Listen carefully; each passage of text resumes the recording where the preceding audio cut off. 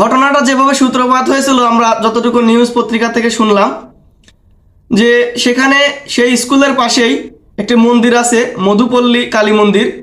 তো সেই মন্দিরে হঠাৎ সন্ধ্যার পরে অগ্নিকাণ্ডের ঘটনা ঘটে।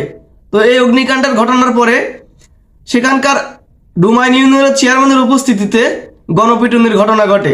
এই চেয়ারম্যান আসাদুজ্জামান তপনই প্রথম গায়ে হাত তুলেছিলেন এবং তারপরে সবাই ইট পাটকেল ছুঁড়ে এবং রড দিয়ে প্রহার করে এই 4 জনকে আহত করে।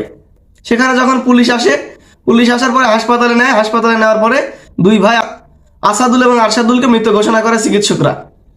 রাতেই সেখানে অতিরিক্ত পুলিশ মোতায়েন করা হয়। জেলা প্রশাসক গিয়ে তদন্ত কমিটি গঠন করেন এবং জেলা প্রশাসক বলেছেন এটা পিটিএ হত্যাকাণ্ডের ঘটনা নয়, বরং সেটা পরিকল্পিত হত্যা। তো এই পরিকল্পিত হত্যা যখনই বলা হয়েছে তখন এর পেছনে পরিকল্পনা কে করেছে সেই কথা উঠে আসে। প্রধান